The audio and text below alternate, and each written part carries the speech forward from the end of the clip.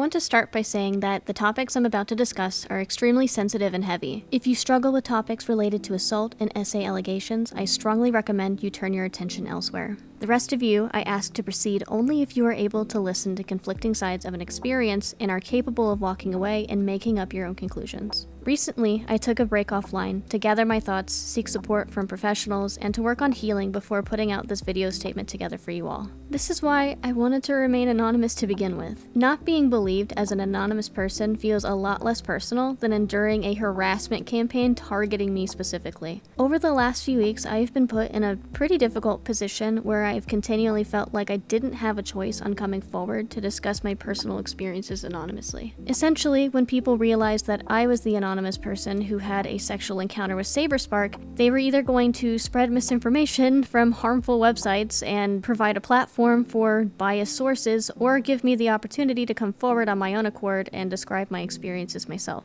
Yes, I am aware of this video. I never responded to it because I felt the video spoke for itself. When I watched it, it made me laugh because of how poorly made it was. The video defends people making pedophile jokes of real children, makes outlandish claims while showing screenshots that prove none of what is being claimed, and the comment section seems to be camped out by those who participated in helping make it. But if it helps, I'll link a document in the description that debunks several things claimed in the video. I wanted to ensure that harmful misinformation about me wouldn't be given a platform, and agreed to establishing my character in an interview so unknowing people wouldn't blindly believe rumors people have been spreading about me for years, that at least most people within the sonic space already knew weren't true, or it has been since debunked or resolved. So, all that said, this is the reason I'm here today. I want to have a conversation about consent and intimate encounters and talk about my experiences, which were recently shared publicly, but now I want to share it personally. For starters, my experience was posted and shared without my name attached online a few months ago, where it goes over 2 uncomfortable situations I was put into without my consent that left me feeling taken advantage of. You can read the details here. I really don't wish to tread over them again ad nauseum. In short, I was in an intimate encounter with a content creator 13 years ago that left me feeling very uncomfortable. Worse, it happened twice, and each time left me more empty. Recently, old text messages were shared in a recently uploaded video where Saberpark shares his side of the story. After reading those messages again after years have passed, I want to start by saying this before we dive any further. I recognize that Saberpark may not have fully understood at the time what clear and enthusiastic consent looked like in physical situations. And I'm sure the messages only gave him more of a reason to think these actions were okay. Especially now, I do not believe he acted with malicious intent, nor do I think he is an evil-hearted person. What happened made me uncomfortable, and I want to be honest about that. I have a right to own that experience and my own feelings, but I also want to acknowledge that inexperience and lack of awareness can play a role in how things unfolded, especially in situations like this. To be clear, his lack of knowledge does not mean I consented to either of the physical encounters mentioned. And like I said in the original testimony, for a long time I blamed myself for being in that position at all to begin with. But moving forward after this video, I hope you can walk away with this lesson. Let it be a reminder to everyone, no matter the circumstance, no matter how much you like someone or how mutual the attraction may be, always ask before initiating anything physical. Consent is not just about intention, it's about impact and active communication. It's about how you leave your partner emotionally after you are intimate with them. I want to address those using my text messages to claim I gave consent or lied about not giving it. Specifically, what those people have pointed out that I couldn't have been assaulted because I interacted with him afterwards, or how I asked for relationship advice, or still just wanted to maintain contact to begin with at all. You can still feel taken advantage of by somebody and still not know how to leave the friendship. You can also experience a situation like that and struggle with conflicting feelings about it and still want to like that person. I know a lot of people may have never experienced this, but when you are a people pleaser, you have a hard time A, leaving a situation, and B, stopping it once it's started. This is also not an isolated experience for just those who people please. These situations are complicated, and not everyone is going to handle them the same. Other things pointed out that people are claiming to be signs of consent are our flirty messages, or me telling him the sex was good a long time afterwards, in which he randomly brings up. Despite the fact that words are words, and you'll see below, neither flirting nor lying to someone to not hurt their feelings about their sexual performance is consent. To start, I want to walk you through what consent is supposed to look like and feel like. This is important so that when people are having sex, everyone walks away afterwards feeling safe and emotionally satisfied. Consent occurs in the physical moment leading up to two people engaging in sexual acts. You can't give consent after the occurrence is over, for example. Flirting with someone prior is also not consent. I said it myself in the original testimony that I liked him, and he knew. But consenting to flirting is not consent to being thrown in a sudden sexual encounter in person. I want to use my platform to talk about what consent is and looks like, and what it isn't and doesn't look like. After going through a few resources on what consent is, then I will dive into how that lines up with my experiences and my feelings all these years later. Following that, I'll address some primary claims from Saberpark's side, and in exploring these elements, I hope you can take away a full picture of what consent is, what enthusiasm looks like, and how not to either be taken advantage of or accidentally take advantage of a future sexual partner. My first and still primary goal is and always was to share my experiences so that others might avoid feeling taken advantage of after being intimate with someone they look up to, and wanting to personally prove to myself that I have the courage to talk about these things. By understanding what consent looks like in different situations and circumstances, you will see why I felt taken advantage of, and then perhaps learn how to avoid these type of situations going forward. The information I'm about to read to you is directly from the RAIN's official website. If you're not familiar with RAIN created and operates the National Sexual Assault Hotline in partnership with more than 1,000 local sexual assault service providers. Reading off of their Understanding Consent page, consent is an agreement between participants to engage in sexual activity. When you're engaging in sexual activity, consent is about communication, and it should happen every time. While the legal definitions of consent may vary by location and circumstance, the general concept is always the same. Consent is an ongoing process of discussing boundaries and what you're comfortable with. Let's get specific about how consent plays out in real life. There's a lot of things that look like consent or indicate interest. Even having someone naked in a room with you is not consent. Consent should be clearly and freely communicated. A verbal and affirmative expression of consent can help both you and your partner to understand and respect each other's boundaries. Unfortunately, I didn't experience any discussion of what either of us wanted out of our encounter, or even if I felt comfortable in the situation. I wasn't even the one to willingly take my own clothes off. He claims we had discussions of this prior to the event, but provides no proof of this. Consent cannot be given by individuals who are underage, intoxicated, or incapacitated by drugs or alcohol, or asleep or unconscious. If someone agrees to an activity under pressure of intimidation or threat, that isn't considered consent because it was not freely given. Unequal power dynamics, such as engaging in sexual activity with a student or employee, also means that consent cannot be freely given. When you're engaging in sexual activity, consent is about communication, and it should happen every time for every type of intimate activity. Consenting to one activity one time does not mean someone gives consent for other activities or for the same activity on other occasions. For example, agreeing to kiss someone doesn't give that person permission to remove your clothes. Having sex with someone in the past doesn't give that person permission to have sex with you again in the future. It's important to discuss boundaries and expectations with your partner prior to engaging in any sexual behavior. Asking permission before you change the type or degree of sexual activity with phrases like, "Is this okay?" Confirming that there is reciprocal interest before initiating any physical touch. "Are you comfortable with this?" Letting your partner know that you can stop at any time. Periodically checking in with your partner, such as asking, "Is this still okay?" Providing positive feedback when you're comfortable with an activity. Explicitly agreeing to certain activities either by saying yes or another affirmative statement like, "I'm open to trying." Using physical cues to let the other person know you're comfortable taking things to the next level. Consent does not look like this. Refusing to acknowledge no, a partner who is disengaged, non-responsive, or visibly upset by the interactions. Assuming that wearing certain clothes, flirting, or kissing is an invitation for anything further. There are random moments where he tries to imply other things we did, such as me leaning on his shoulder, that I feel helps build a stronger connection to the idea that I consented to the sexual interactions, something that does not equate to consent.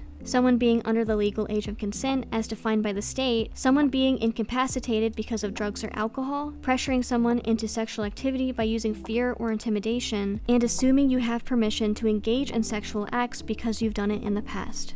People get put into a position where they don't feel like they have a choice, and even after the intimate exchange, you feel uncomfortable, like I did, or even feel a deep sense of regret and shame. There is a power dynamic because you don't want to disappoint the content creator you're a fan of because you're an 18-year-old, fresh out of high school, and don't know how to handle it. Now I'm going to read from loveisrespect.org. No means no, and even yes means yes, puts the responsibility on one person to resist or accept an activity. Instead of framing consent as a reactive measure in response to a partner's actions, think of consent as a proactive expression of what partners are comfortable with and want to do together. Understanding consent in relationships using this framework makes sure that everyone is on the same page. Consent means communication every step of the way.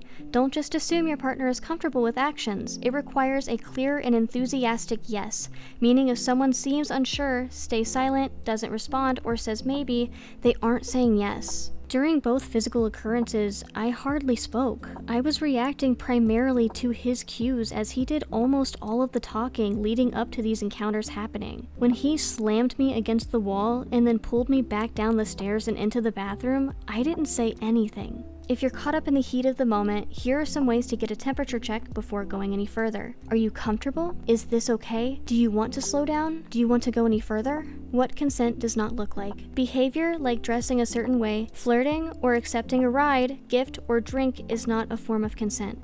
Neither is saying yes or not saying no, while under the influence of drugs or alcohol, or doing so because you feel pressured or too afraid not to. While yes, I absolutely flirted with him at that time all those years ago, consenting to flirting is not consenting to the actions that would follow later in person. Long after the occurrence already happened, I told Saber the sex was good at some point when asked because I didn't want to make him feel bad. Saber says it himself in his interview that the sex wasn't good. I did not tell my roommates that me and Emily had plans to hook up at our hotel room.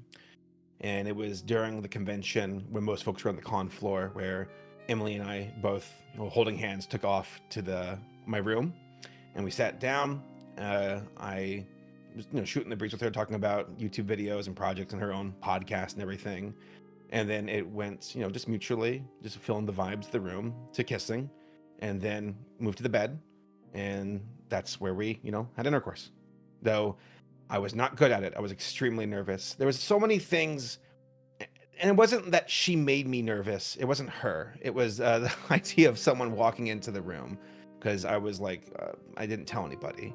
This coincides with the statement I shared in the same video where all of this was released, where I talk about my habits of people-pleasing. In another message, you see Saber making advances on me, calling my cosplay hot. Maybe someone who doesn't know what it's like to be in these types of situations wouldn't notice this, but even here, I respond by just trying to be polite. I also want to address the question I've received often. If you were assaulted, why did you continue to have contact with him? This is a difficult and complex issue, one I've struggled with in other experiences of SA as well. It's incredibly hard to process the emotional weight of being put in a non-consensual situation, especially when the person involved was someone you had complicated feelings for. I liked him. That doesn't always go away immediately after occurrences like that for everyone. On top of that, I found myself blaming myself for what happened for a long time, thinking I was to blame because I had flirted with him and indicated I was interested in him. I know now that being flirty with someone doesn't give them license to take advantage of me or weaponize my interest in them. Just graduating school, I didn't really have the experience to navigate what consent looked like and consequentially felt taken advantage of. Because of all of this, maintaining contact felt like a way to hold on to some sense of normalcy, even though I couldn't figure out why I had felt so terrible after I had, in theory, had sex with someone who I thought I was interested in. Once confronting someone, especially someone you liked with something like that, you can't go back from that. It makes the situation feel more real, and that is really hard to process. At that point, you can't deny the severity anymore. And my brain was also so focused on how that would make him feel at the time because I had had a history of people-pleasing and not wanting to cause issues for people, which meant I couldn't act on my conflicted feelings towards him. I also want to share this resource that goes over misconceptions regarding behaviors of those who are put in these situations. There is even a really wonderful page that talks about helping understand your responses after the encounter. It goes through misconceptions regarding survivor behaviors after an assault, such as staying in contact with the perpetrator. What I think people hearing my experience have failed to realize is that you can have a sexual sexual encounter with someone, feel taken advantage of, and still want to treat that someone like a human being. Not every person handles these situations the same way, and there is always an expectation placed on them to immediately react in a particular way, think to document everything, and then drag the other person into the town square for public execution immediately after it happens. Not only was I caught up in people-pleasing, which meant I didn't want to readily disappoint anyone, but how I treat people is a statement on me, not a statement on Saber's guilt or lack thereof. You can even see in the messages themselves my habit of people-pleasing, where I literally offer to change my own social media habits to please him. Of course I continue to be friendly with him, and didn't know how to navigate the fact that I felt taken advantage of because of our power imbalance and because I liked him. I really didn't know how to navigate that, but as time went on, I was better able to put my feelings into words and realize that these were not normal physical interactions. To me, it felt so much easier just shoving those feelings down as hard as I could, and just trying to continue our friendship as normal made it easier to not confront outright, apart from just telling a friend or two. It became easier to confront later on once our relationship began to really fade and I was given a comfortable space to process everything. If you read my messages later as the relationship between us began to crumble, you can even see me beginning to confront him with at least some of my complicated feelings. Just not all of them. Then to my horror, I learned that on top of all of this years later, he was also defending a friend of his who has accusations of his own through being inappropriate with minors, and the two of them would joke about convention consent at public events. You gotta give some consent if you know what I mean. Oh. Need some practice if you know what I mean? All right. Yeah. For the record, I don't need consent if you know what I mean. That's gonna get you canceled, Bill, you know what I mean? He even uses his initial response to the allegations to defend Black Griffin.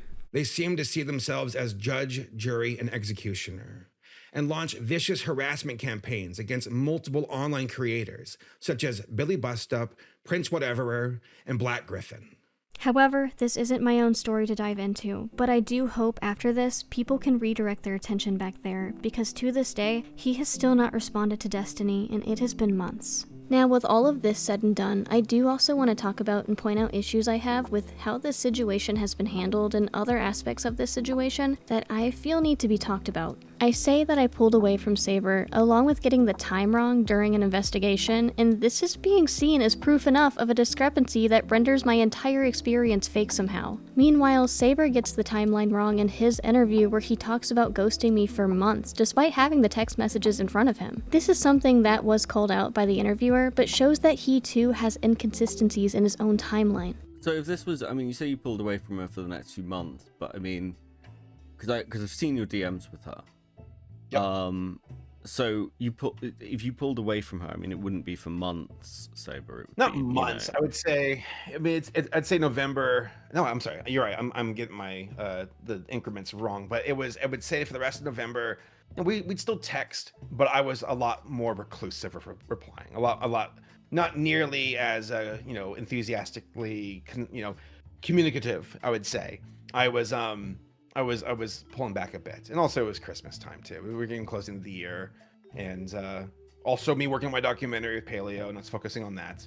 So just didn't really have much time. I didn't talk to her as much, but we still talked. We still talked to each other, just not as much. This all happened 13 years ago. It's not going to be easy to remember every detail. The only reason I remember the physical event so vividly is because of telling close friends I trusted and therapists about the experience for years. Again, I've continued to carry on the feelings of being taken advantage of for a long time. If we're going to question inconsistencies in stories, it's important to acknowledge that in Saber's original statement, the takeaway for many was that I wasn't a real person, but rather a fabrication of KP and Bonk. So let's talk about the response video for a second. Because Saberspark more so kind of says that the whole thing was just a giant hit piece on him, which I think is probably the reason why people think you don't exist. But what was your whole, thought process just kind of watching his response video like? In terms of looking at it from somebody who would be hypothetically a fan of him, wanting to get the truth of, what happened, can you speak on this? I don't think it was very good because it doesn't even really go into it, and I found that to be interesting that he focused so much on this. He doesn't say it, But I will say it is very heavily implied that this was just a manifestation of KP and Brony fandom. I was shocked to see that.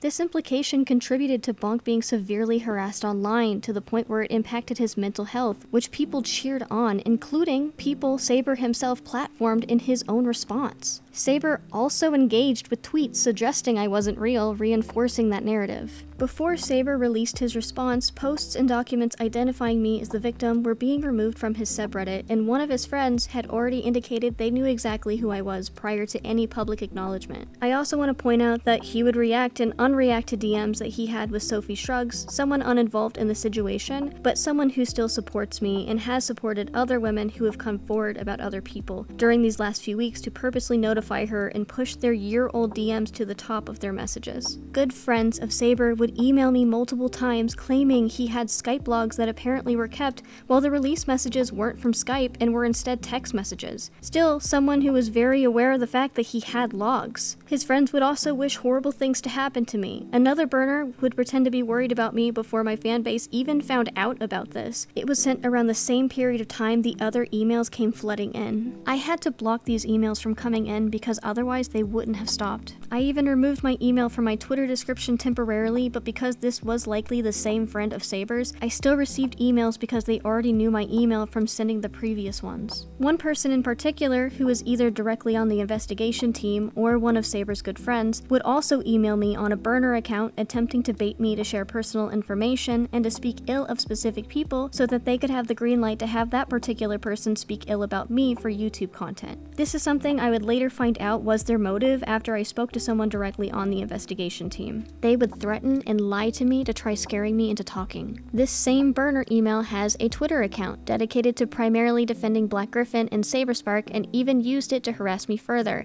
despite pretending to be a respectful content manager wanting to hear my side of things when in reality it was to further harm me. I didn't feel comfortable speaking ill of certain people, especially to some random burner. Unfortunately, those people came up in my interview and I had to speak on my experience, but tried remaining as amicable as I could while still explaining the context behind the topic because I didn't want to cause conflict for them. And then I remember out of nowhere this burner breaking the facade of being a manager for a creator and suddenly starts typing in the exact same way as the other emails, saying how I messed up and how they don't think I realize what is about to happen to my reputation. While I can understand Saber and his friends believing he did nothing wrong and that I am the one causing him harm, I have not once thought to torment him or his friends directly in this type of way through trying to emotionally manipulate me into talking and just outright harassing me. I just don't understand this behavior. When these kinds of things are shared online, people often feel they need to pick apart testimonials without evidence because there's nothing else to go off of. Which I think is a fair thing to conclude, but in many of these situations, these misconceptions bleed into how the accuser is treated. Really, it's hard for anyone to win in these situations because everyone feels the need to take a side or try to come to someone's defense. People want to be fair and not falsely accuse anyone while also wanting to maintain some form of support to the accuser as well.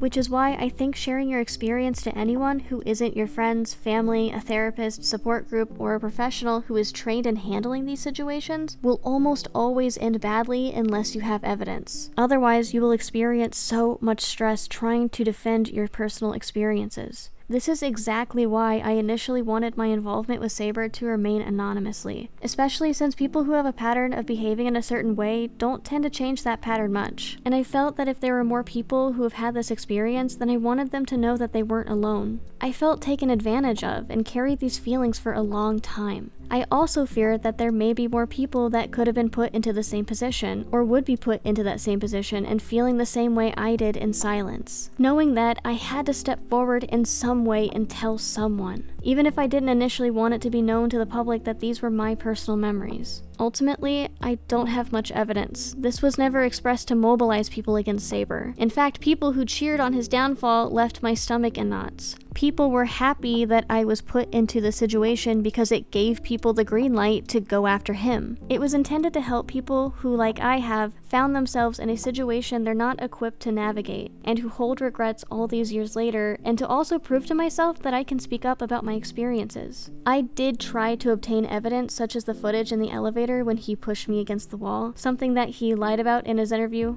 So I believe her claim was, you pushed her into an elevator and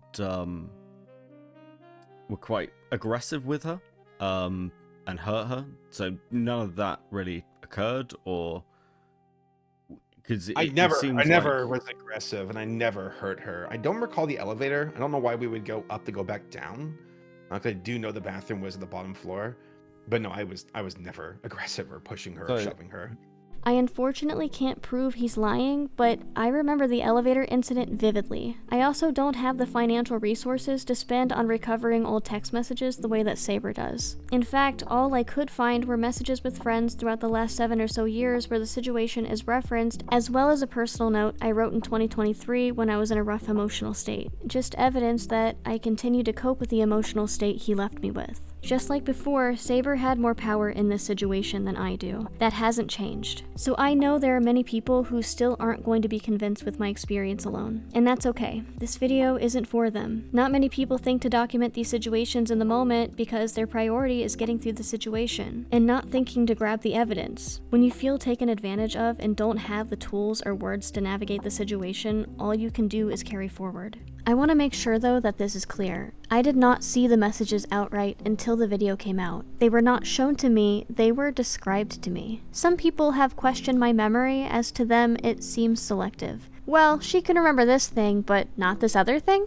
Yes. If I remember something, it is because I either have spoken about the memory enough, it affected me enough to carry with me, or I have access to things to confirm the memory itself. However, the messages only being described to me left me trying to even visualize the messages at all so I could try to remember them. Still, I tried to speak on them to the best of my ability at the time. These messages didn't leave some sort of crazy impact that left me remembering them all too much. To those suggesting I do remember these messages, I wouldn't knowingly put myself in a position where I'd have to explain my trauma responses to the internet. I'm fully aware of how black and white things are often viewed online, and if I had remembered these messages, I would have chosen to avoid the harassment and victim blaming that inevitably would have followed. Saber claims that we both mutually agreed to be friends with benefits, as in we are just hooking up, no strings attached. And eventually, we both floated the idea of being friends with benefits and looking at Carolina Gardens as a place where we could potentially hook up. She seems to have a very specific memory of you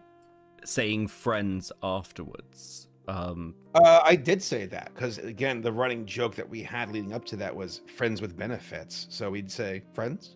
So that is something I said. This is not true. Every time he would stick his hand out and ask, friends, I honestly died a little bit inside. I gain absolutely nothing in consistently dealing with intense emotions about this for the last 13 years. But in the messages he shows between us, you see me talking about how he toyed with my emotions. There's even one message where he acknowledges him being the bad guy. Why would I be telling him he toyed with my emotions and talk about how I told other people he toyed with my emotions if I apparently willingly agreed to some kind of friends with benefits agreement? Being friends with benefits means you are choosing to have sex knowing fully well it is strictly casual. These messages help show that aspect of my testimony and help show that his claim doesn't entirely make sense. He toyed with my emotions, literally bringing up the prospects of a relationship both times in person. One time where he's grabbing my hand and then pushing it away. Another thing that he denies in the interview. I never was aggressive, and I never hurt her. I don't recall the elevator. I don't know why we would go up to go back down.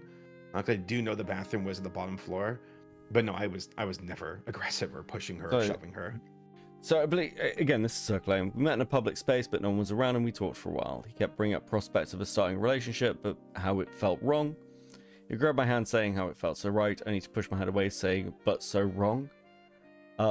Is there any sort of reference there that you can think of as to why she'd say something like that?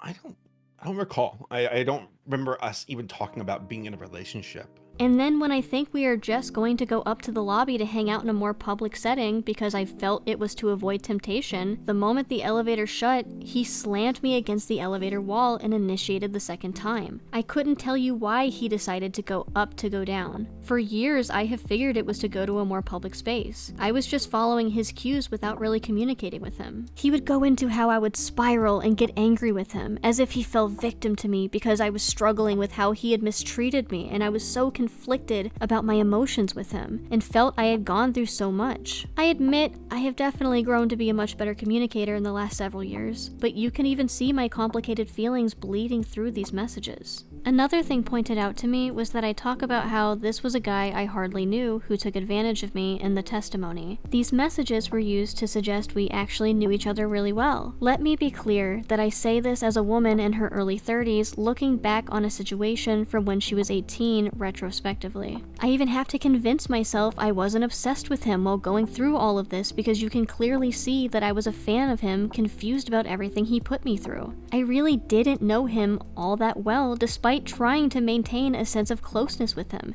It's forced, and you can clearly see that in the messages. I wanted to be anonymous in the first place for a reason. Coming out and discussing this publicly, especially as a much smaller content creator, leaves me vulnerable, and I have little to gain from this discussion at large on a personal level. And the odds were never in my favor sharing these experiences. There was never an incentive to share these intimate details about my life with the internet at large. There were claims that my memory is inaccurate, so therefore my encounter with Saber never happened. Those who wanted to investigate the situation looked very literally on the timeline to try to get a beat on what happened to uncover the full story. I want to refer to herstory.global again and show the misconceptions that we were talking about before. This actually talks about why victims forget things and don't remember exact details. It even uses the term omitting. The original telling of what happened when talking to those investigating the events has minor differences that don't really have anything to do with whether consent was given or not, such as the time things happened and then a relatively brief moment where I saw Saberspark at a movie theater. I wasn't there with him myself, but went with my friend until I had a panic attack and missed out on the entire screening. It was brief and something I didn't remember because I was having a panic attack at the time, and this brief interaction had nothing to do with the two occurrences. I want to use the time at the second occurrence as an example. When one channel tried to lay out the timeline, I said it happened around 10 p.m. This was me trying to give my absolute best estimate because I knew it happened at night. This particular error had led an entire team of people to believe I was lying about my entire experience. It was later discovered that I did just get the time wrong. Now, one thing that a lot of people have noticed is that Emily has said the second attack allegedly happened on the 2nd, the day before the convention proper. However, both parties did arrive early. Now, at a point, Saberspark mentions that his cell phone dies. Saber, your phone died? Why would it do that? Plugged it in last night. Oh. They only charged for like 30. He tweets again later that night. Now, this kind of breaks the timeline a bit, but I do think that we need to skip forward a little and establish something immediately, because this thing threw everyone off. Saberspark's tweet here looks like it was made at November 3rd, at almost 1 in the morning. Now, Emily alleged that the incident happened after 10 p.m., like shortly after 10 p.m., and she alleged that Saberspark texted her to get her to go down into the hotel's basement. Now, that is a wild time discrepancy of 3 hours where Saberspark's cell phone was apparently dead. And I'll admit that at this time we had at least heard some version of Emily's controversies, and with this apparent discrepancy, it was not looking good for her. However, Phineas let us all in on something that we all should have figured out a lot sooner. Time zones, you idiots. The time that a tweet is posted shows your local time, not the local time of the sender. So I went into my computer settings, changed it to Anaheim's local time, Pacific United States, and look at that, Saberspark sent this tweet out at 9:59 p.m., his time, November 2nd. This doesn't automatically mean that Emily's allegation is true.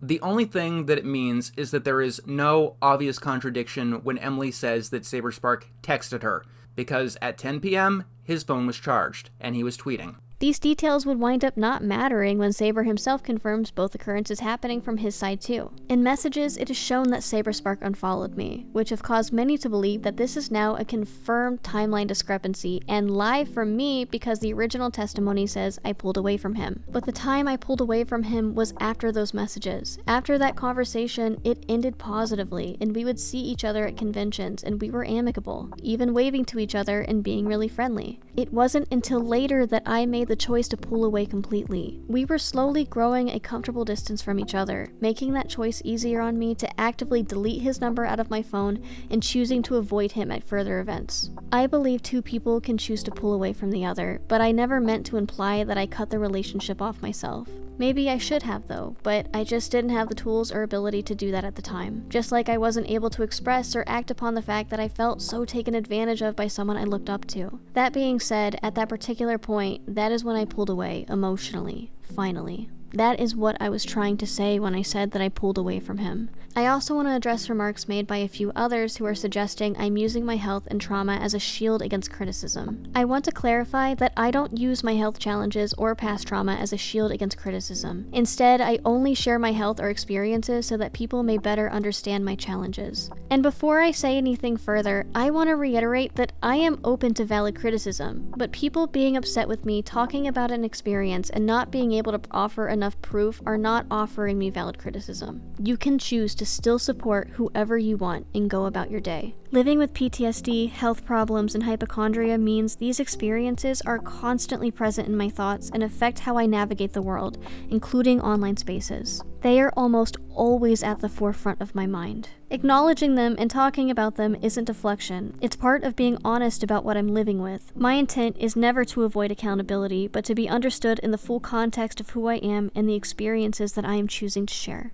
Before I saw the video, I genuinely struggled to recall the messages, as they were only described to me, not shown. I immediately felt frustrated with myself for not being able to remember, and because my migraines have been affecting my memory for some time now, my first reaction was to direct that frustration towards my migraines because I know they affected my ability to recall this. This was not an oopsie, well you just can't be mad at me now because I have migraines. That being said, speaking of accountability, I've realized the importance of setting more firm boundaries with myself and my online presence when it comes to sharing deeply personal details. I understand not everyone knows or understands what I'm going through, and without that context, it can seem like I'm bringing up my health or trauma to deflect, which is not the case. Moving forward, I will be more mindful about what I share to protect my peace and avoid misunderstandings. Now I want to talk about Saberpark claiming I lied about having an IUD. She told me prior to the convention that she had an IUD. So I remember asking her about condoms, and she said, "Don't worry about that. I have an IUD."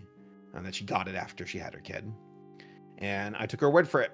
And so we had unprotected sex. So the anxiety started to get me when she told me she wasn't getting her period. And I was like, oh my God, is she pregnant? Which is, I'm like, how? You know, with an IUD and also me not finishing. I first want to start by saying this claim is abysmal. What's crazy is that there is no proof of what he's claiming anywhere. I mean, I suppose to finish the story of the pregnancy scare, how did that kind of work itself out? Into the convention on a Sunday, I remember going over to her hotel, being like, we have to get this test. Like, I need to know the answer before I head home, so I can know what's going on. I got the pregnancy test, came back, and I'm like, please, can you take this? And she goes, okay, you know, because it was time's up, and she said, okay, I'll do it. And she took it, and it was negative.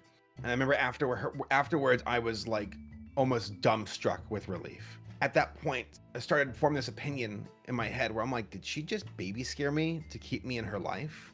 That was the emotion surging through my head, along with relief. The public response to this is honestly understandable. This is a serious and heavily loaded claim. I can understand why people are upset. However, I would never willingly put myself in a situation where I'd become pregnant by someone I had only met 5 to 10 minutes earlier, and then be tied to that person for 18 or more years, regardless of whether I had a crush on him or not. This was a guy whom, throughout most of our friendship, I didn't even call him by his actual name. It wasn't until later, after both occurrences had already happened, that I actually called him Steven. I gave birth a year prior. I was not about to go on that adventure again, especially with a man who I didn't even call by his real name. I wasn't about to put myself in a medically vulnerable position when I was traumatized by my experiences just a year earlier with all things medically related. It was way too soon. I also don't see that message being shown. Women have late periods. There is a part of the interview where he claims to have gone directly to my hotel to essentially make me take a pregnancy test on Sunday, end of the event just before he went home, implying he went straight to my room. Into the convention on a Sunday, I remember going over to her hotel, being like, we have to get this test. Like, I need to know the answer before I head home, so I can know what's going on. There are multiple things wrong with this. He couldn't have gone to my hotel room to do this because we already checked out of our hotel room by noon before the event ended. I even have proof of this in the form of a vlog that we recorded during the time we were there. On Sunday night, we are telling a group of people in a hotel room goodbye and that we were leaving to go back home because we didn't have a room to go back to. There's also footage of us taking the stuff we bought from the convention to the car because we didn't have a room anymore. We're leaving soon, so we're gonna say bye to everyone. And yeah. We're leaving, so I'm doing a quick vlog to say bye to everyone. Oh, you're so leaving? Aww. Say hi and bye. Hello. Best bye. people you can ever meet. They're awesome. Right there. Where are you leaving to? Home. Now, the way it's worded is strange, and I believe an easy response would be that we somehow did this privately at the hotel in general between the time of the event ending and going to downtown Disney. However, Saber also states himself in the interview just a minute before this claim that he was too busy to hang out with me during the entire convention, and that the only time he could recall seeing me was at downtown Disney, which was after the convention. After the bathroom. What happens then? So, that was another busy convention. That was the one where they were showing the premiere of the Burning documentary from John Delancey and Michael Brokoff, which was a big deal at the time. It was a big old crowd-funded thing. It was a work in progress screening, and also the convention was busy, just running around to different panels, also doing more interviews and being involved with the Everfree radio guys. I'd see her at the convention. And she would text me wanting to hang out, but again, just I was too busy. I was booked the entire time through, and the only time I can really recall seeing her was when we left. It was in downtown Disney, is where this movie was being screened. The cut of the Burning documentary. When we walked out of the theater screening, and I remember looking to the side, and I saw Emily like leaning against the wall with her friend Sandra.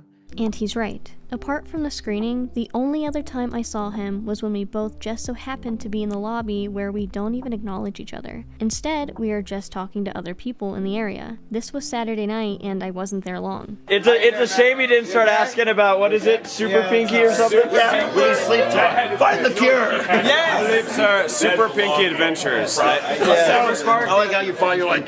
Saberspark and Screwball, they had a very extensive conversation. I've heard about this conversation. Screwball and I decided we're gonna not among friends. We're gonna find the cure of sleep talking. We're gonna stop sleep talking once and for all. Good! And just the cat's like, no, go back to sleep. Let's just say Apart from that, we didn't really see each other. He also says after the screening that the right people were called to help me and that he and his friends left. I think we actually called one of the Disney people came over to actually help out because they were like, hey, we actually have like first aid people. But ultimately, we didn't stay around for too long because someone else intervened to help out Emily and Sandra. And then we, were on our way. I remember texting her, being like, let me know if you're okay. But we had to get going because we had another, arrangement we had to take off to. But I do remember her. Later that night, I was still with people, and there's footage of this. There's also footage of him going to hang out with his friends after the downtown Disney screening. He also says in the interview himself that he and his friends had other things to do. Brony's documentary. I wasn't even expecting to see it, and did. So that was one of those moments of glory. Thoughts on it, really, I don't want to say anything because, I don't want to say too much. I could probably say a very vague review, but I thought overall it was quite well done. I thought it had some really strong, dark, not dark, but strong moments in it. They had a Q&A panel. Some interesting points were brought up, good points. This doesn't mean that EQLA, at least the life of EQLA is over. I'm right now walking back to the Rainforest Cafe, a cafe which I have eaten at a week ago. And I'm going to be joining guys such as Final Draft, Saberspark, Paleo, Dusty Cat. And I don't actually know who else. That might be it. We just concluded dinner at the Rainforest Cafe. Really good group of us. Everyone here. Everyone you see here. Race, you want to chill out in the room with us then? Do I want to chill out in the room with you? What do you think the answer to that is? Poop. Actually, that was very accurate. That's very accurate. And after hanging out with people, we went home. We left Anaheim entirely. Where are you leaving to? Home. When it comes to taking a pregnancy test, I don't have memory of taking it personally. I just remember that it had been resolved and eventually getting my period. That being said, this is not me outright denying that one was taken. However, he did not go to my hotel Sunday to make me take one like he claims, to try to imply I was purposely trying to keep him on edge. It wasn't during the convention either, because he himself states that he didn't really see me during the convention and that he was busy. And also the convention was busy, just running around to different panels, also doing more interviews and being involved with the Everfree radio guys. The only real private time we had spent together was the night of the second sexual encounter, the day before the convention began. If I did take one, it would have only been able to happen that night. Again, he says it himself, he didn't see me much during the entire convention and that he didn't recall seeing me again until the Downtown Disney screening. I got the pregnancy test, came back, and I'm like, please, can you take this? And she goes, okay, because it was time's up. And she said, okay, I'll do it. And she took it, and it was negative. And I remember afterwards, I was like almost dumbstruck with relief. Like I said during the investigation, I don't remember taking the test personally, but if he remembers being dumbstruck by relief, then maybe I did take one and I just don't remember that. That means the test would have had to be taken that night. We would have already known that night that the test was negative, which directly contradicts his claim that I initiated the second encounter to calm his nerves because he was anxious about the possibility of a pregnancy. Yeah, we went into the bathroom and she, did that for me because she wanted to take the edge off for me. She's, I know you're nervous, and we did that. His anxiety and the reason behind his version of events would no longer be plausible. He also says in his interview that I refused to take the test in person that first night to try to help build this narrative that I wanted to baby scare him and keep him on edge. This also shows that he would be lying about this as well. I remember texting her being like, can you please get a pregnancy test? I will pay for it, please. And she would say no, she was just too scared. And she would rather wait until Equestria LA a month later to meet up with me and we can talk about it then. The main thing was just the anxiety of waiting because for some reason she didn't want to take a pregnancy test even though I asked her. But again, it's her decision. I can't force that. Probably because you have to wait a certain interval of time to test for it to read accurately. I didn't have a car and I didn't know how to drive, so if I wanted to get a test, I would have had to ask my parents for it. I already felt violated and confused about everything. I didn't want to involve my whole family in this. Otherwise, they probably would have called the police on him if I told them everything. And I do want to reaffirm this just in case it needs to be said, but me consenting to other people I've dated has absolutely nothing to do with whether or not a person can be put in a non-consenting situation. I found myself very shocked when people suggested being a teen mother or sleeping with certain people had any weight on whether or not this is something that could have happened to me. This can happen to absolutely anyone. But controversies alone do not mean that the allegation couldn't have happened. However, it would be irresponsible of me to not mention that many of the controversies, true or not, are sex scandals. This caused some issue because Emily's history is somewhat complicated and contains multiple other controversies involving sex scandals. The ones most of you will be aware of will be her relationship with former Sonic voice actor Ryan Drummond, as well as Emily's appearance on Dr. Phil in an episode about her wanting to be a teenage mother. There are a couple of issues with finding out that it is Emily making these accusations. I did not tell my roommates that me and Emily had plans to hook up at our hotel room. And it was during the convention when most folks were on the con floor where Emily and I both, holding hands, took off to my room. Canterlot Gardens took place at the same hotel where Saber was staying. Saber claims that we held hands publicly and walked to his hotel room together. He also mentioned not wanting his friends to know and made it clear in his messages that he wanted to keep our interactions private. So it's confusing why he would then say that we held hands in a very public setting. This didn't happen. He messaged me to come up to his room. After the bathroom. What happens then? So, that was another busy convention. That was the one where they were showing the premiere of the Burning documentary from John Delancey and Michael Brokoff, which was a big deal at the time. And the only time I can really recall seeing her was when we left. It was in downtown Disney. When we walked out of the theater screening, we were all very, being very critical, very opinionated. And I remember looking to the side, and I saw Emily leaning against the wall with her friend Sandra, and it's almost like Emily was waiting for me to come out, because then she saw me, and then she looked forward and she started to pass out. I don't know if she was pretending or not, but she started to pass out, and being like, oh my gosh, Sandra's like, oh my gosh, she needs help.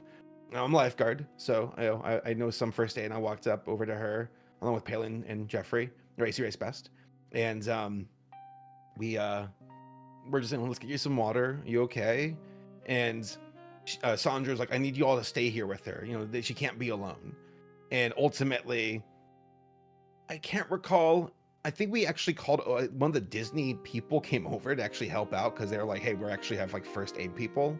But ultimately, we didn't stay around for too long because someone else intervened to help out Emily and Sandra.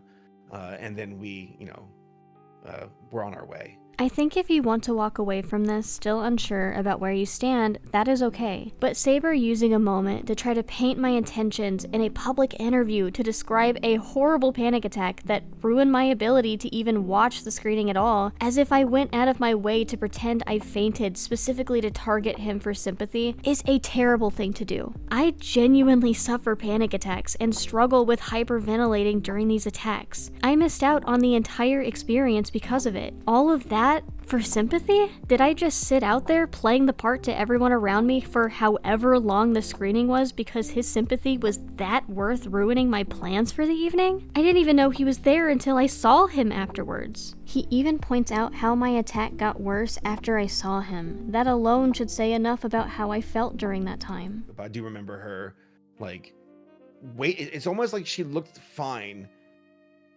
is my recollection, when I walked out of the door.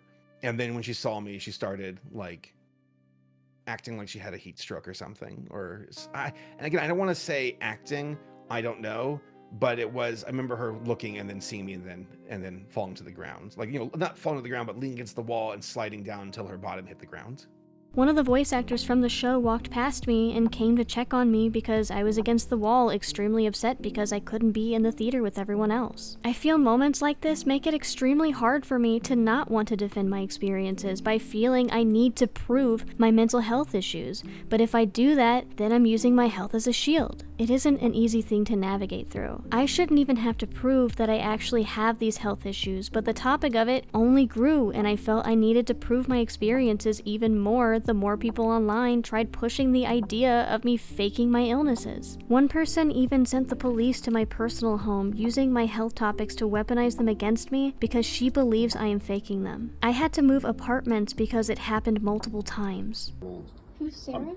I don't know who Sarah is. She's the one who called us. I'm assuming she's your friend of yours or I don't know. someone you know on the social media maybe? No. Okay. So what happened? This person said that you were mentioning or posting some stuff on social media saying you're sad or depressed or you haven't left your house for a couple of days and all that stuff and you look skinny and you don't want to eat.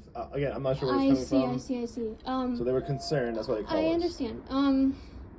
So I do have an eating disorder, and I just talk kind of openly about it, and recently I've been just asking for help about it. I've been fundraising money to help me with my medical bills. Okay. But I appreciate it. I think what's happening is this has now happened to me. This is the third time that someone has been called to my house about like police or someone cops? There were 2 times it was cops. There was one time it was a bunch of firefighters showed up. And it again, was depending from city to city, they might not respond. okay. Right? It's if you live in LA City or LA County, they have no time for this, so they would never show up, right? I think because this the might be a smaller prank agency, call. smaller city, I don't think it's a prank call because they're really concerned. Well, this has happened now a couple times, and I've called the police station before, and they gave me the number, and it's happening by this person. Her name's Elizabeth, and she's been stalking me, and she. So that's a different story, right? Okay. Yeah, that's why I'm is it okay if I record this? Because I've been trying to get her to stop sending people to my house. She's done this. As long as you know who's called, because we don't know who's calling. They just don't tell us who exactly is called. I'll probably call and see if they can verify if it's her again. But yeah, I'm fine. Thank you. As long as you're okay, don't need help. I'll tell my. Nope, okay. all good. Thank you. All right.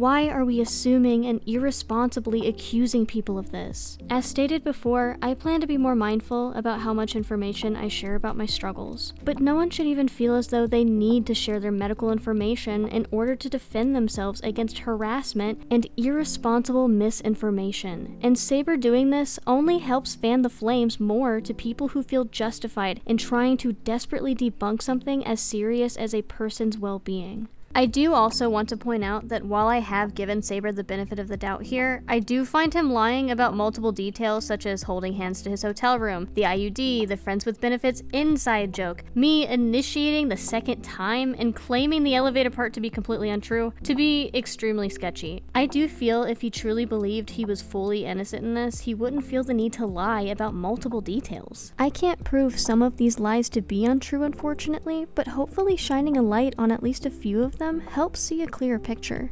I am a real victim of sexual abuse. While I may not have concrete evidence for this particular incident, I do have evidence for others. I would never undermine my own experiences or those of others by lying about one of these experiences. To do so would only make it harder for all of us to be heard and believed. I want to clarify that nothing I said in the video should be interpreted as a retraction of my previous testimony. I continue to stand by what I shared and reaffirm that I did not give consent. The purpose of those statements was to provide additional context of my side. I wrote the statements in that video to move on and help both parties do so, but I also wrote them before I heard Saber's interview. What I've come to realize is that Saber may not have fully understood the impact of his actions after seeing the messages of me clearly not wanting to rock the boat with him. Reminder, I didn't see these conversations until seeing them publicly released recently, and I was able to reflect on that aspect of the situation, and am only now giving the benefit of the doubt to his intentions. I also want to say that this video's intention was to help all parties move on from the situation. I want to do that more than ever. For the last 3 months, I have been harassed endlessly, cyberstalked, and dehumanized by almost every single person involved and their friends. A literal gallery of rogues have chosen to use this as an opportunity to vindicate themselves from their own horrendous behavior that they are running away from and lying about because they now feel they comfortably can. Even people claiming to help me threw me to the wolves, outed my identity to other people in DMs without my consent, and I was threatened by multiple people. I was told by people claiming they wanted to help me to lay low for the sake of my family if I truly loved them. The video's intention to help us all move on is something I stand behind, and my statements were to help all of us, even if I find information suggested in the video to be incorrect. I'm only speaking further now because the harassment has escalated and misinformation is continuing to spread.